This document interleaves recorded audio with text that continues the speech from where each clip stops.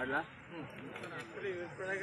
ಸ್ನೇಹಿತರೆ, ಇವತ್ತು ಭಾಳ ಒಂದು ಖುಷಿ ತರುವಂಥ ವಿಚಾರ.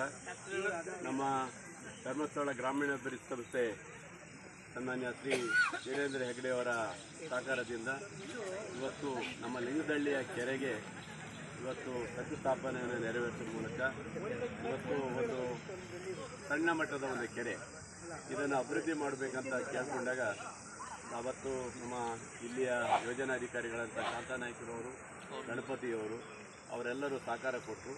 ಇವತ್ತು ಎಲ್ಲ ಗ್ರಾಮಸ್ಥರನ್ನು ಒಳಗೊಂಡು ಇವತ್ತು ಒಂದು ಪೂಜೆ ಮಾಡೋ ಮೂಲಕ ಇಡೀ ನಮ್ಮ ಗ್ರಾಮಸ್ಥರೆಲ್ಲರೂ ಸೇರಿ ಪೂಜೆ ಮಾಡಿ ಈ ಕೆರೆಗೆ ಶಂಕುಸ್ಥಾಪನೆ ನೆರವೇರಿಸಿದ್ದೀವಿ.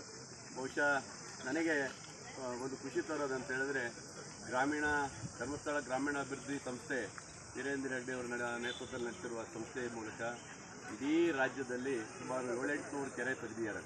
ಈಗ ಹತ್ತಿರ 1000 ಕೆರೆ ಹತ್ತಿರ ಬಂದಿದೆ ಅಂತೇಳಿ ನಾನು ಖುಷಿಯಾಗಿ ಇವತ್ತು ಭಾಳಷ್ಟು ಕೆರೆ ಉದ್ಘಾಟನೆ ನಾನು ಮಾಡಿದ್ದೀನಿ. ತುಂಬ ಚೆನ್ನಾಗಿ ಅದ್ಭುತವಾದಂಥ ಕೆರೆಯನ್ನು ನಿರ್ಮಾಣ ಮಾಡಿ ಆ ಜನರಿಗೆ, ಆ ಊರಿಗೆ ಸಮರ್ಪಣೆ ಮಾಡ್ತಾರೆ.